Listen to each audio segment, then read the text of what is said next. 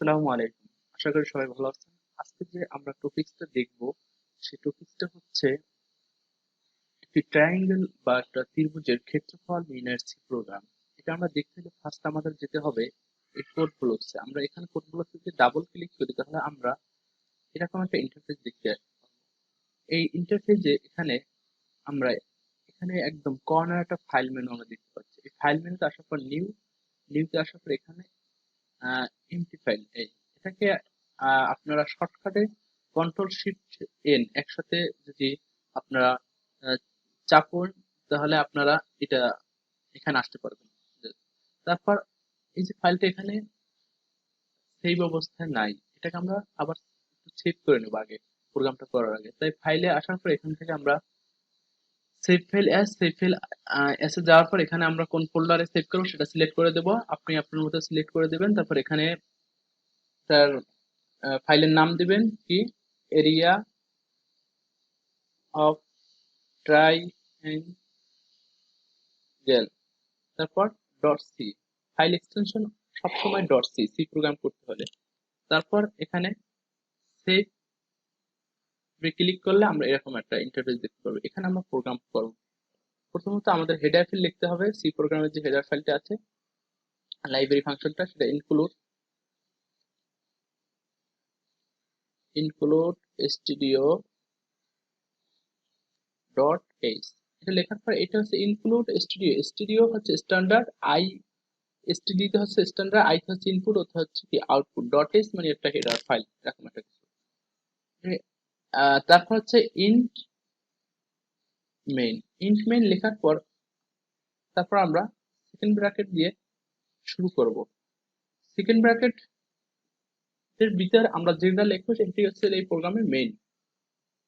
এখানে int main হচ্ছে যে কোনো একটা প্রোগ্রামের মেইন ফাংশন থাকে, ইন্ট মেইন সেম তেমন একটি মেইন ফাংশন। এখন আমরা ভেরিয়েবল ডিক্লারেশন করব। এখানে ভেরিয়েবল ডিক্লারেশন বলতে আমি এখানে বুঝাতে চাচ্ছি এরকম যে আমরা এই ট্রায়াঙ্গেলের ক্ষেত্রফল নির্ণয় করার জন্য আমাদের কি কি ভেরিয়েবল প্রয়োজন হবে বা কি কি চলক প্রয়োজন হবে। আমি ফ্লোট ভি নিলাম, এইচ নিলাম এবং এরিয়া ইকুয়াল 0 করে দিলাম।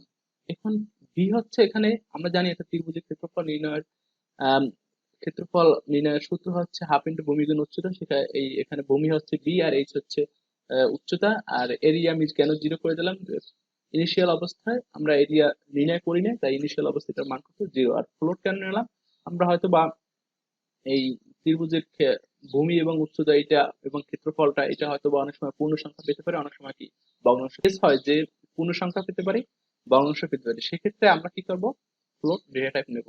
তারপর স্ক্যান ফাংশনের মাধ্যমে ইউজারের কাছ থেকে আমি ইনপুট নেব। তাহলে ইউজারের কাছ থেকে ইনপুট মানে ইউজারই বলে দেবে যে এটার বেস কত, এটার উচ্চতা কত। নিজের মতো বেস এবং উচ্চতা নিয়ে আমরা কি ত্রিভুজের ক্ষেত্রফল নির্ণয় করতে পারবো। পার্সেন্টেজ সেভ মানে হচ্ছে এটা একটা ফরম্যাট স্পেসিফায়ার। ফ্লোট ডেটা টাইপের জন্য পার্সেন্টেজ সেভ ব্যবহার করা হয়। তারপর এম্পারসেন্ট বি কমা এম্পারসেন্ট এইচ, তারপর কি সেমিকোলন। প্রত্যেকটা স্টেটমেন্টের শেষে আমাদের কি দিতে হবে, সেমিকোলন দিতে হবে। এটা হচ্ছে সি প্রোগ্রামের লেখার রোলস। তারপর আমরা কি করব, এরিয়া ইকুয়াল 0.5 ইন্টু ভূমি গুণ উচ্চতা। এখানে ইন্টু বেসিক্যালি কম্পিউটার বোঝে হচ্ছে স্টার, এই বিষয়টা বোঝে, জাস্ট এর জন্য আমি স্টার দিচ্ছি।